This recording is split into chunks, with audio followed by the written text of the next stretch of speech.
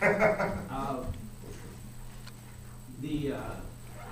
Willow Springs Water Bank, the meeting, and I believe John will bring it out in his report, but we're moving forward with planting trees around the property to be as a windbreak, and some of the property is going to be used for farming. Alfalfa and some been leveled, but John maybe will give a little bit more detail about that. I want to welcome everybody, and I wish you all a happy Thanksgiving. And just to tentatively, we are hoping to have a Roseman Cancer Walk, Run, and Ride meeting next week to finalize everything from our last event.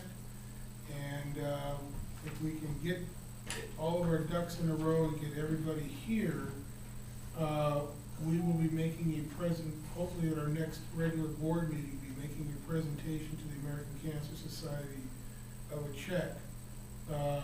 So this way we can then start our preparations for next year.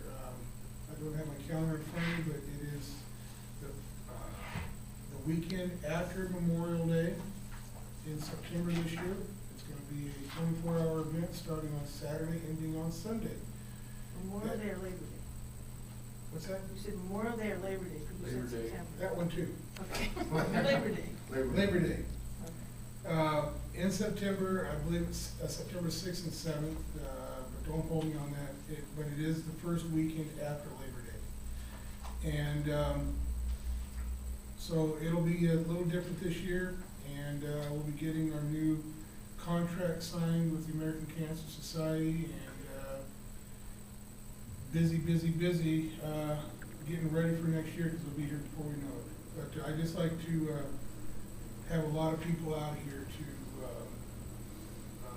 for the presentation. We're going to invite the Southern Kern Unified School District School Board, because they were very instrumental and a very big partner of ours in making this work. And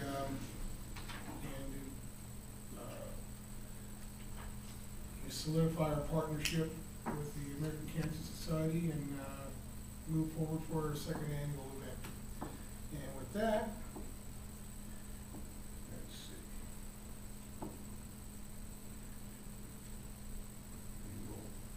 We'll go on to presentations. Any presentations, Steve?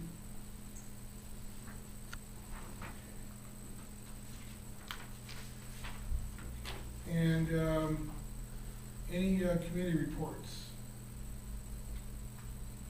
Okay, so no reports. And informational items, general manager update on district projects. Yeah, we've begun the recovery of the revenues owed to us from the consolidation project. We've received a check for approximately half a $50,519 check for reimbursement. Still outstanding is a $59,000 check. It's $59,817 and some change, but it's starting to come in. And what's good about that is most of this revenue will be hitting here about the same time. And in addition to that, we'll be receiving another $110,000 in reimbursable revenues from the water bank, and an additional $110,000. It's amazing that this is all coming in groups of $110,000, but another $110,000 reimbursable from the bond workout. So there's 330 and some change that should be coming in the month of December for sure. So it's more operating revenue, cash flow coming back into our coffers that we have expended at one time or another, but are being reimbursed for. So that's pretty good news.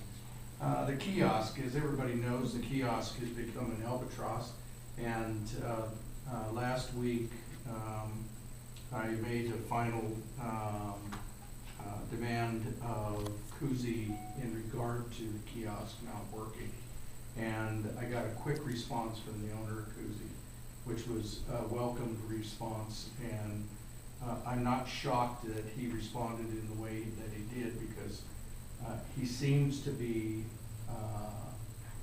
honest and earnest in his attempt to make things right. He's not always on the front line, but whenever I contact him, he starts jumping. He gave us 4 options, and the option that we chose was to get a brand new kiosk brought out after it was fully tested at their facility, then sent out here with the technician to ensure that it's up and running before they leave. So that should be happening. He's on the logistics side of getting the new kiosk out. He was talking to them and was going to contact us with an update as to a date certain. So that's forthcoming. I have been busy and been, I was gone last week to a comprehensive governance conference. One of the things that I learned there was every board member should have been at the same conference. It was a great conference. We actually had 2 break-ins, one on October 29th and then one on November 12th. Either time, the first time all they got was a company credit card to Chevron. And they started off with a whole bunch of stuff. They gathered a whole bunch of stuff, but either the police showing up or myself and Mike Gillardone showing up spooked them off to where they just left they drove one of the gators and left everything over in the corner of the property. So that we recovered all the property that they were trying to take. The second time, they did get away with some trailer ramps. We have a trailer that's parked out there, one of our utility trailers that had some ramps on it. They took the ramps out of there. They stole the clearance lights off of the trailer there. Wow. You know, their rubber plug-in. They took those and a battery charger that had wheels with a card on it. That's what they got away with the second time. By going over the Chevron credit card bill, I had noticed that there was a charge at 3 o'clock in the morning on the 29th, so I immediately called Chevron to let them know we need to cancel the card. Not only we needed to cancel the card, but we canceled the card the night it happened, the next day when it happened. But we canceled the card at 8 o'clock in the morning. The charges were on there at 3 o'clock in the morning. So I called, maybe I shouldn't say Chevron for the media, but I called the gas station and I was able to get a videotape of the vehicle. Well, after the second break-in on the 12th, I was taking some keys out to the sewer treatment plant to drop off, and on my way back in, I spotted the vehicle that was on the videotape. So I called 911 and let them know that I was in pursuit of this vehicle, and that we were headed, we were going north on Sierra Highway, and they said that they were going to dispatch an officer for me to back off and meet this officer.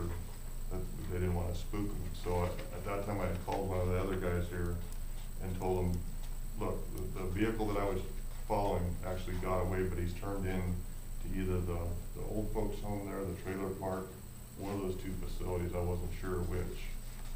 So come and look while I'm going to meet the sheriff at Glendower Park. When I went to Glendower Park, I met the sheriff, and I got the phone call from one of our employees saying, I've got him cornered. He's over here in the trailer park.